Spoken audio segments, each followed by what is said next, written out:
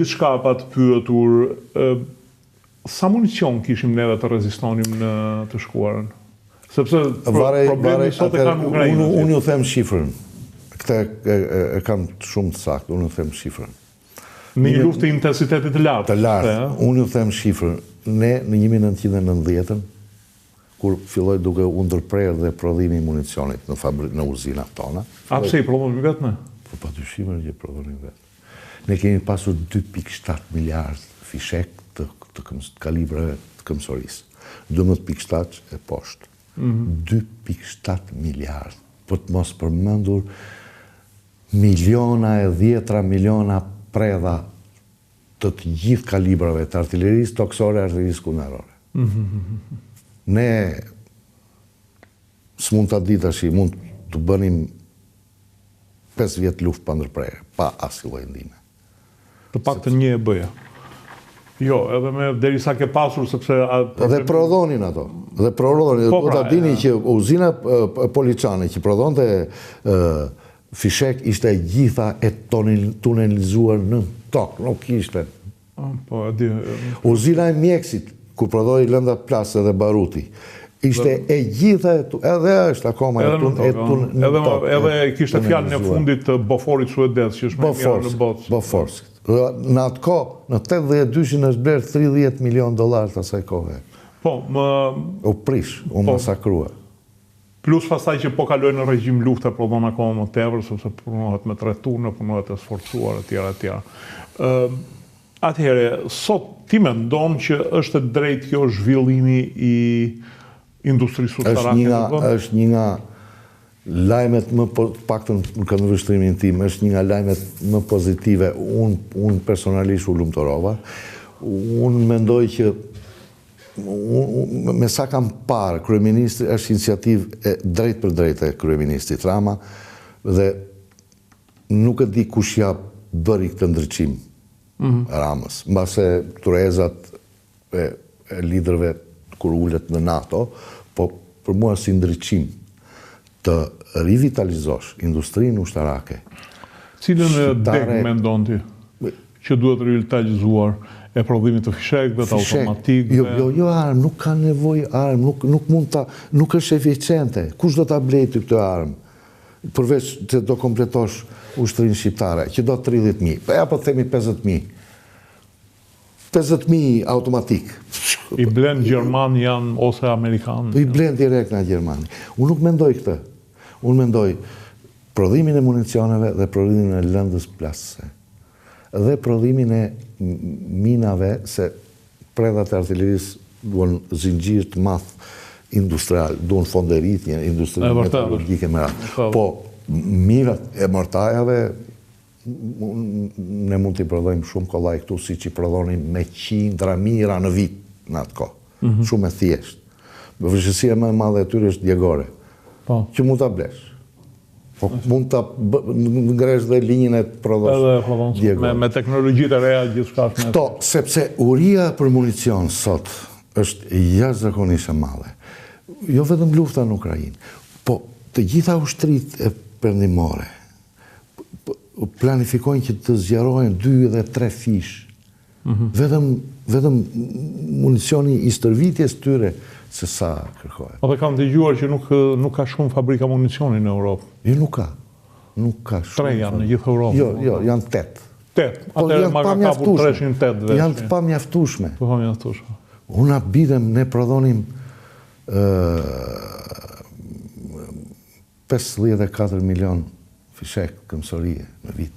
Me teknologjinë e vjetër kineze, se Poliçani ishte thjesht teknologji kineze. Pati disa rinovime me torno franceze, manurim, quheshin ato, po 54 milion në vit. Ne e prishëm.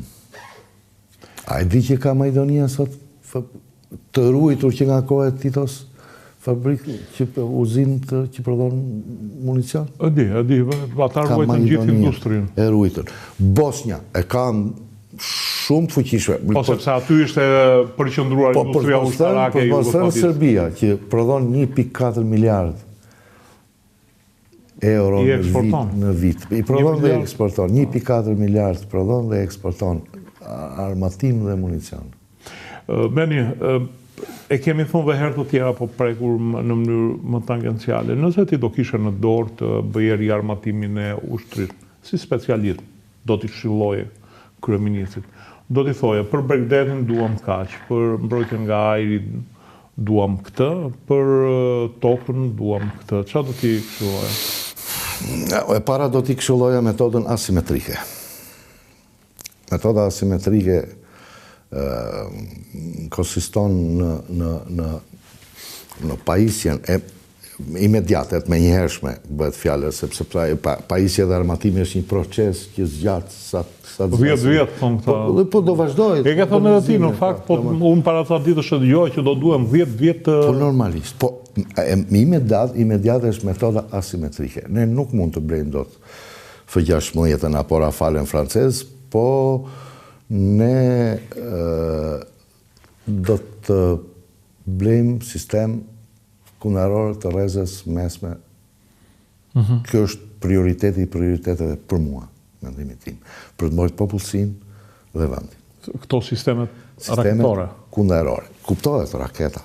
Sistemet kundarore të rrezës mesme. Po keni parasysh që rrezja e mesme e teknologjisë sot ka ndryshuar shumë nga rrezja e mesme e teknologjisë të atërshme që kishim në raketat SAM-2.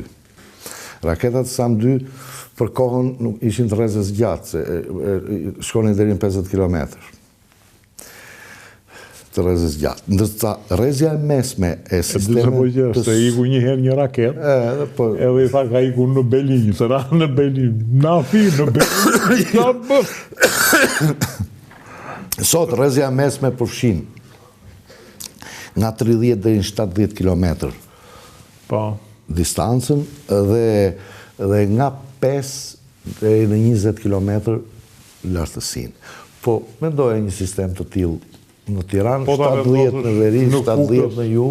Jo në Kukës. Jo, për ta mbrojtur që mos është të vinë në Tiranë, them. Ose për të mbrojtur dhe Kosovën, një them.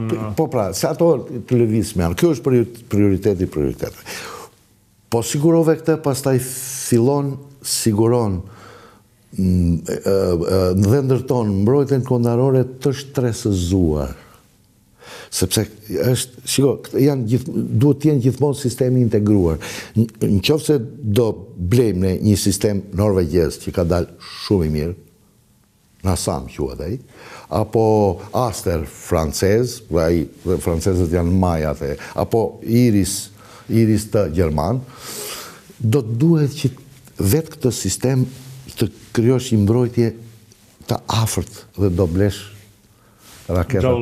Jo Javelini, raketat e supit numerore. Më të mirat sot, se Stinger quhen, ato amerikane janë të fundit të viteve 70 ato. Që përdorën talibanët. Që përdorën dhe